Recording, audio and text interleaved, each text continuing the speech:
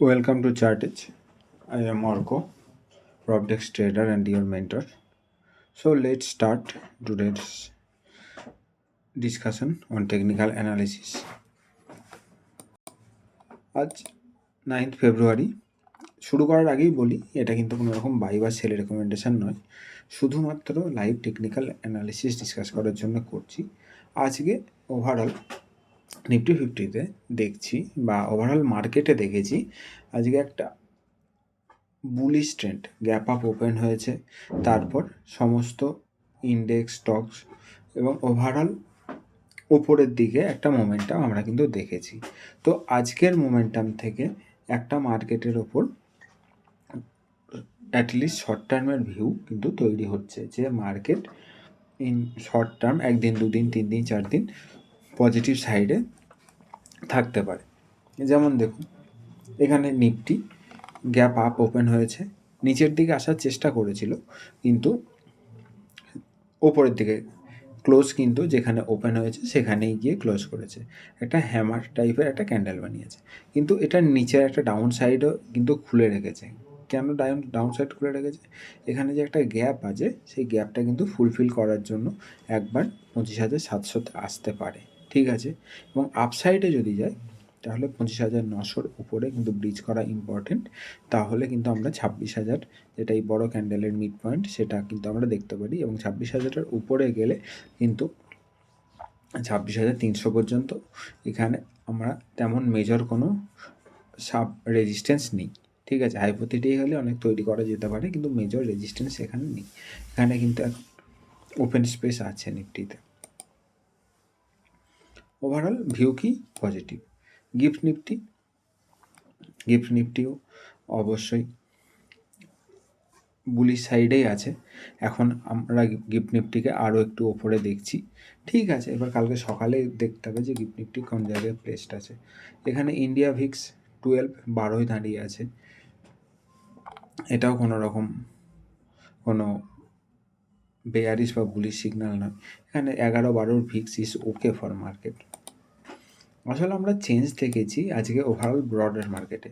যেমন দেখুন, নিফটিতে only 0.7% up, কিন্তু মিড ক্যাপ নিফটি আজকে 1.5% কিন্তু ওপরে আছে, ঠিক আছে। মিড ক্যাপ নিফটি কিন্তু আজকে বুলিশ সাইডে স্ট্রং মোমেন্টাম দেখিয়েছে। যেমন গ্যাপ আপ ওপেন হয়েছে ঠিকই, কিন্তু তারপরেও কিন্তু একটা কন্টিনিউয়াস ওপরে গেছে এবং হাইয়ের কাছাকাছি গিয়ে ক্লোজ হয়েছে।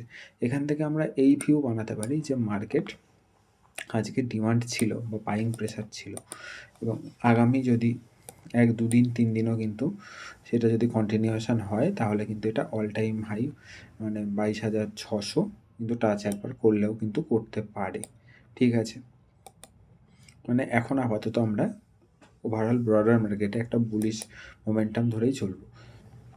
সেম স্মল ক্যাপের চার্ট, মিডিয়াম টার্মের চার্ট কিন্তু নেগেটিভ আছে, ঠিক আছে। কিন্তু আজকে অলমোস্ট 2.5% ওপরে আছে এবং ক্লোজিং ইম্পর্টেন্ট, ক্লোজিং দিয়েছে অলমোস্ট হাইয়ের কাছে। এরকম ক্লোজিং কিন্তু আমরা মিড ক্যাপ স্মল ক্যাপে খুব কম দিনই দেখেছি। মানে লাস্ট আমরা সেরকম কিন্তু ক্লোজিং যখন নিচে একদম মার্কেট জানুয়ারি শেষে যখন এসেছিলো তখন 1-8 দিন দেখেছিলাম, কিন্তু এরকম জায়গায় মানে মার্কেট ওপর থেকে বেশ কিছুটা উপরে উঠেছে, তারপরেও এটা কিন্তু একটা পজিটিভ সিগন্যাল, ঠিক আছে। স্মল ক্যাপেও তাই, স্মল ক্যাপ কিন্তু আর একটু ওপরে আমরা কি অ্যাটলিস্ট 200 মুভিং অ্যাভারেজ পর্যন্ত কিন্তু দেখাতে পারে, ঠিক আছে। স্মল ক্যাপ মাইক্রো ক্যাপ এরা দুজনই কিন্তু 200 মুভিং অ্যাভারেজ পর্যন্ত একবার কিন্তু আসতে পারে।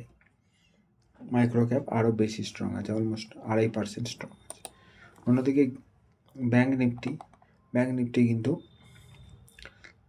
ক্লোজিং বেসিসে কিন্তু অল টাইম হাই আছে। আমরা যেহেতু ট্রেড ডিলেড সেশানে একটা বড় একটা ভলেটাইল ক্যান্ডেল পেয়েছিলাম, সেই হিসাবে এটা আমরা দেখতে পাচ্ছি কিছু এখানে হার্ডেল, কিন্তু ওভারঅল যদি আমরা লাইন চার্ট দেখি বা ক্লোজিং বেসিসে দেখি, এটা কিন্তু অল টাইম হাই ক্লোজ করছে এবং ভিউ কি পজিটিভ। সেম অ্যাজ ফাইন্যান্সিয়াল সার্ভিসও তাই, ফাইন্যান্সিয়াল সার্ভিসও কিন্তু অল টাইম হাইয়ের কিন্তু ক্লোজ করেছে এবং গ্যাপ আপ ওপেন হওয়ার পরে কিন্তু সেখানে হোল্ড করেছে, সেটাই সবথেকে ইম্পর্টেন্ট। অন্যদিকে পিএসইউ ব্যাঙ্ক, যেহেতু আজকে এসবিআইয়ের রেজাল্ট এসছে এবং সেটা যদি খুব ভালো একটা পারফর্ম করছে, টেকনিক্যালি ফান্ডামেন্টালি আমি অ্যানালিসিস করব না, কারণ সেটা অনেকটা বিস্তর হয়ে যাবে, কিন্তু টেকনিক্যালি কিন্তু পিএসইউ ব্যাঙ্ক ইন্ডেক্সও 3.5% ওপরে আছে, এটাও একটা পজিটিভ সাইন। ঠিক আছে, অন্যদিকে নিফটি ফার্মাতে সমস্ত মার্কেট যেহেতু বুলিশ, নিফটি ফার্মাও আজকে একটা বুলিশ ক্যান্ডেলই তৈরি করেছে, কিন্তু এখানে এখনও পর্যন্ত কিন্তু কনসার্ন থাকবে। এখানে 22,500 এটাকে হোল্ড যদি করে খুব ভালো করে, তবেই এটা উপরে উঠবে, তার আগে কিন্তু একটা ডাউট থেকে যাবে। নিফটি আইটি স্ট্রং মার্কেটেও কিন্তু উইক পারফরমেন্স দেখিয়েছে বা কোনো ফ্ল্যাট ক্লোজ করেছে, আজকে যেখানে ওপেন হয়েছে তার নিচে গিয়ে ক্লোজ করেছে একমাত্র নিফটি আইটি। তার মানে কি নিফটি আইটিতে এখন স্ট্রেংথ বুলিশ সাইডে নেই। নিফটি অটো সমস্ত মুভিং অ্যাভারেজকে হোল্ড করছে, আরও আমরা 1-2 দিন ওয়েট করবো, দেখবো মার্কেটে কীভাবে মুভ হয়, সেই হিসাবে দেখতে হবে। এখানে একটা ইম্পর্টেন্ট 28,000-এর রেজিস্ট্যান্স আছে, সেটাকে আমরা কীভাবে ব্রিজ করে সেটা একবার দেখব। নিফটি মেটাল তো একদম স্ট্রং সেক্টর হিসাবেই দাঁড়িয়ে আছে, এখানে তো কোনো ইফস অ্যান্ড বাটস নেই। অয়েল অ্যান্ড গ্যাস, এখানে এখনও আমাদের ক্ল্যারিটির দরকার আছে, এখানে এখনও একটা ডাউটের মধ্যে জায়গা কিন্তু এখানে একটা তৈরি করে রেখেছে Nifty oil and gas. Nifty FMCG একটা বড় ফলের পর হোল্ড করছে খুব সুন্দর করে। এবার এখানে আমরা দেখব যে এফএমসিজি ইন্ডেক্স কীভাবে বিহেভ করে, এখানে কি হোল্ড করে কতটা, সেটা আমাদের একটু ফলো আপে রাখতে হবে।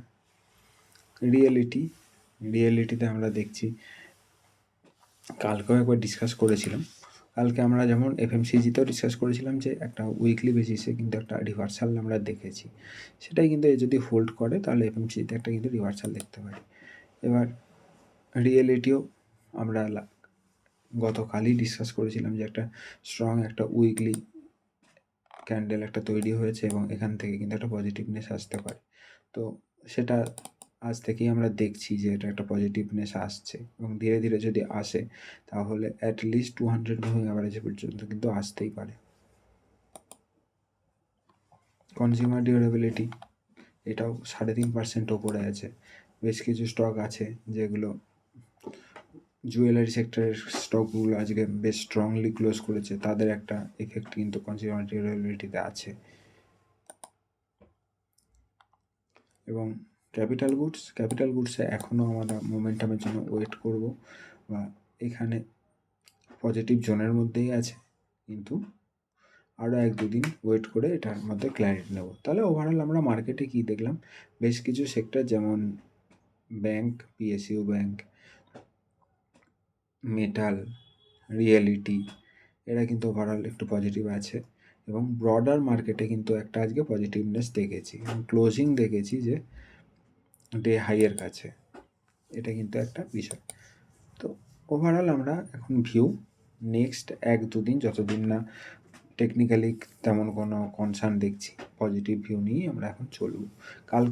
গতকাল পর্যন্ত যেমন আমাদের কোনো ভিউ ছিল না, সেটা কিন্তু আজকে থাকবে না, আজকের থেকে কিন্তু একটা পজিটিভ ভিউ নিয়ে চলবো। এদিকে ডলার ইন্ডেক্স আজকে আরও দেখছি আমরা অনেকটাই বেশ কিছুটা উইক হয়েছে, অলমোস্ট 0.70 পয়েন্ট মতো উইক হয়েছে, 70 বেসিস পয়েন্ট। তো ঠিক আছে, এটা ওভারঅল ইকুইটির জন্য পজিটিভ বা গ্লোবাল মার্কেটের জন্য পজিটিভ।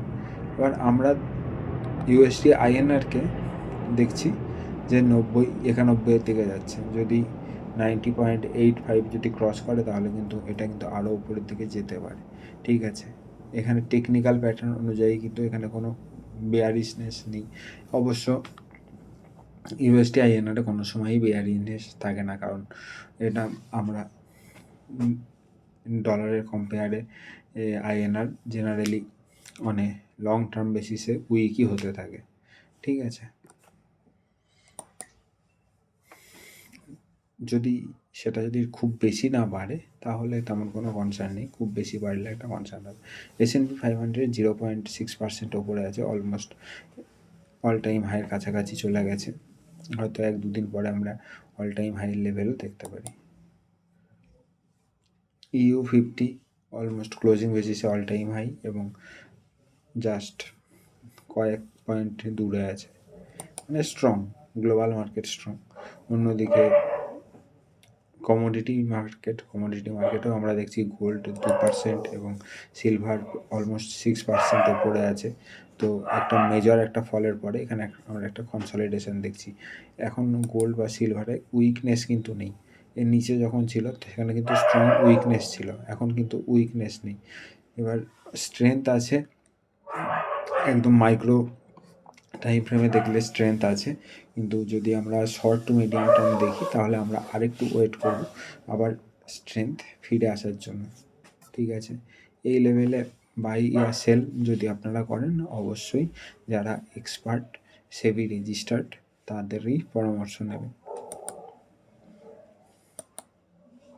ক্রুড অয়েলও তাই, ক্রুড অয়েল একটা জোনের মধ্যে মোটামুটি 5 দিন 2 3 4 5 3-4 থেকে 5 দিন একটা কনসলিডেশন জোন বানাচ্ছে। যদি উপরের দিকে 5,940 এবং নিচের দিকে 5,650 যদি ব্রিজ করে তাহলে একটা লেভেল কিন্তু আমরা দেখতে পাই।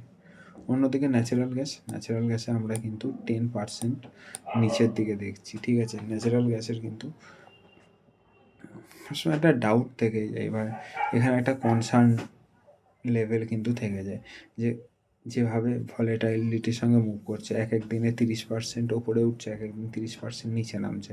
সো ন্যাচারাল গ্যাসে মোমেন্টাম করার থেকে একটু দূরে থাকবেন। অন্যদিকে বিটিসিতে আমরা 3 দিন ধরে কনসলিডেশন দেখছি। এবার উপরের দিকে গেলে 72,800 এটা একটা ইম্পর্টেন্ট রেজিস্ট্যান্স হিসাবে কাজ করবে। যদি ব্রেক করে তখন কিন্তু আমরা 79,000 লেভেল কিন্তু আমরা দেখতে পারি। ঠিক আছে, তো ওভারঅল মার্কেটের ভিউ এখানেই শেষ করছি। ঠিক আছে, সবাই ভালো থাকবেন, সুস্থ থাকবেন। যদি কোনো ডাউট থাকে অবশ্যই কমেন্টে জানাবেন, পার্সোনালি মেসেজ করেও জানাতে পারেন। বাই, আবার আগামীকাল দেখা হবে।